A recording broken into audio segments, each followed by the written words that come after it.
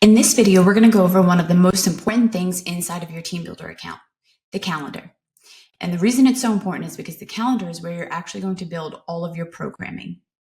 Now, this video is going to cover our basic calendar overview, but there's a more advanced programming video that you can take a look at to go a little bit deeper and understand some of the nuances inside of the calendar itself.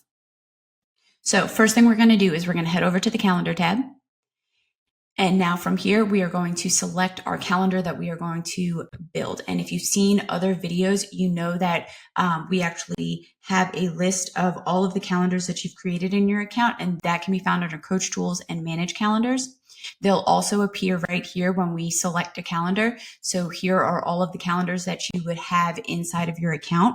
And as you know, we have parent calendars and we have sub calendars. So if we look here, athletic development is a parent calendar and beginner is a sub calendar to that parent calendar. And that's going to create what we call a trickle down effect. And we'll get into that in a little bit. So first thing we're going to do is we're actually going to work inside of the baseball calendar today. So we're going to select baseball. And you can see right here, if I scroll through, this is our day view. Now, if I jump over to here, I'm going to slide my icon out of the way. We can select week view, and this is going to show us a week's worth of programming, and then we can scroll through and see the entire month. It's important to note that the week view is only available at the gold level or higher, but at the silver level, you only have access to the day view. So now from here, if we're working inside of our week view, we're going to skip ahead so that way we can build out some programming on a day. Let's say we want to build programming for April 9th. So we're going to start by clicking this green plus button to add an exercise. And then from here, you'll see we can add a lift. We can add an SAQ plus C circuit, a sports science questionnaire, notes, and warm-ups. And notes and warm-ups can also include videos as well as linked documents. And to get to each of these things, you would simply click the icons. We also have this more option. This allows you to add any health metrics such as body weight or body fat, heart rate, etc. You can add in a cool down, add in a video for the workout itself as a whole. You can put session breaks into the calendar as well as rest times, so on and so forth. For now, we're going to go right over to our lift button. And over here, we are going to start by adding in a back squat. So we're going to type back squat and we'll see it start to appear. We're going to hit barbell back squat. This icon lets us know that we have a video attached to this exercise. And then over here, we can select the number of sets we want them to do. Let's say we want them to do 3. And then here's where we would type in our reps. Let's say we wanted them to do a different rep for each set. We would type in the letter C, and then you'll see 3 individual boxes pop in. And then we can say for set 1, we're going to do 10 reps. For set 2, we're going to do 8. And for set 3, we're going to do 6. You also have the option of adding a percentage by turning this button on and off. You'll see percentages will drop down and you can prescribe a percentage for each set. And then here you can turn a prescribed load on by simply adding in the weight that you want them to use once you click that button on or off. Workout grouping, this is what denotes a superset. So we're going to select A. And then we're going to hit add workout and we are going to save that to our calendar.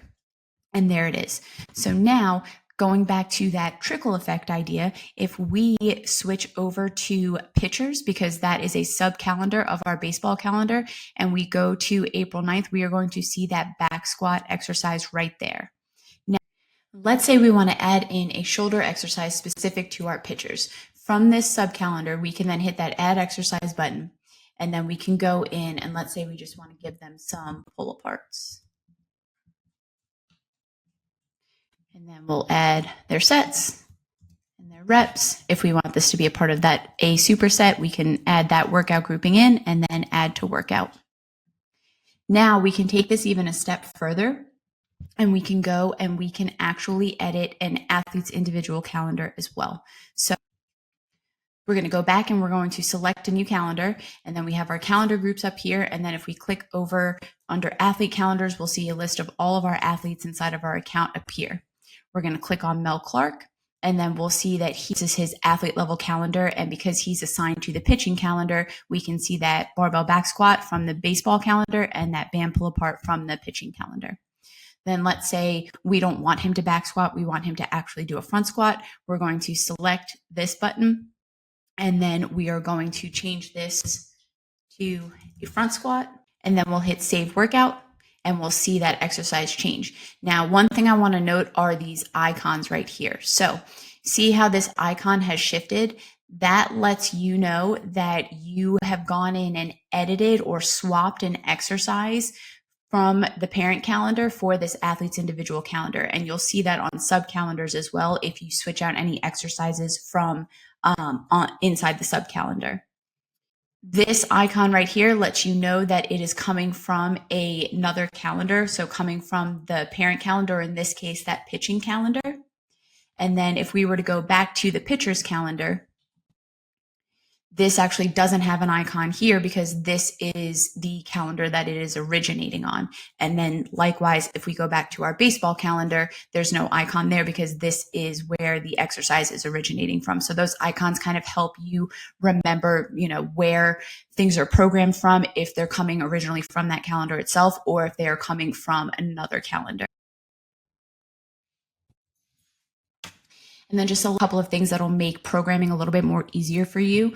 The copy button, incredibly useful tool. You can copy date ranges, you can copy a single day, or you can copy to multiple days on a calendar. So if you go and build out a week's worth of programming and you want to copy it to the following week and just make a couple of changes in terms of volume or intensity, you can copy that entire date range onto that calendar. You can copy things onto another calendar, and it makes it a little bit easier of a work.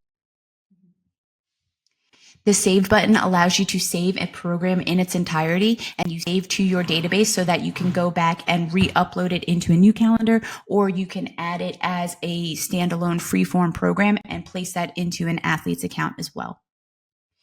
And just so you know, we have separate videos that go over all of those features, so you can check those. And as always, if you have any